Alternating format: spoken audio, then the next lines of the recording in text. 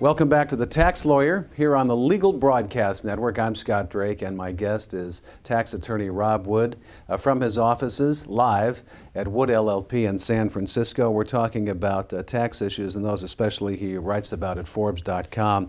In this segment, we're discussing Puerto Rico. Back in 2012.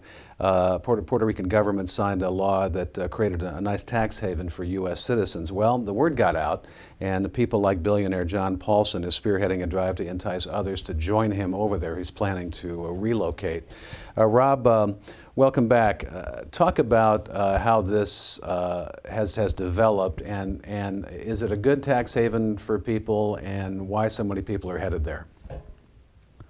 I have not been to Puerto Rico, but honestly, having checked up on it a bit since you and I spoke last, I actually think it's a pretty darn good deal, provided that you want to live in Puerto Rico. So I guess that is a given. But it is a great set of tax incentives to try to get people there.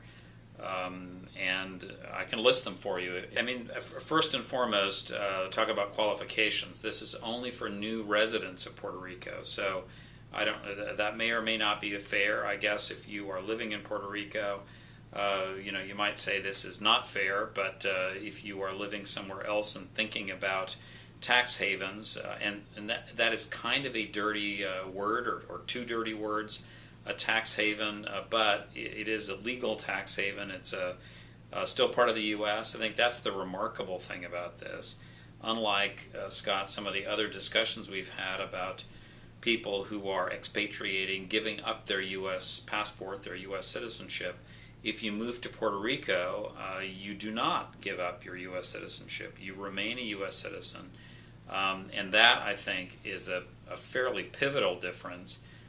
Because you might think, well, gosh, if I'm an American citizen, I'm still going to be subject to the long arm of the IRS and subject to federal taxes. But in this particular case, the answer to that is no, amazingly enough. So it is a personal income tax rate of 4% in Puerto Rico.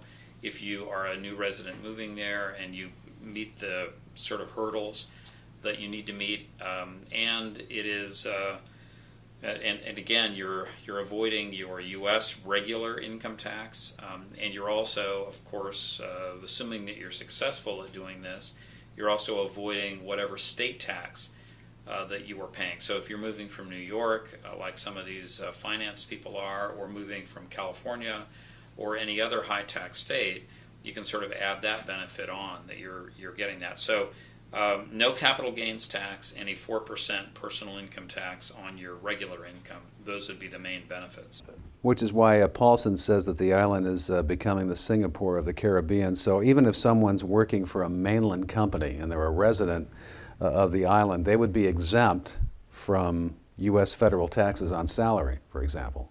Yeah, that's right. I mean, the thing that I think is so strange, and maybe this is why I haven't had anyone. Again, I haven't personally been there, so I don't know, how much people want to say that they're moving there and then not really spend any time there. I think Puerto Rico wisely.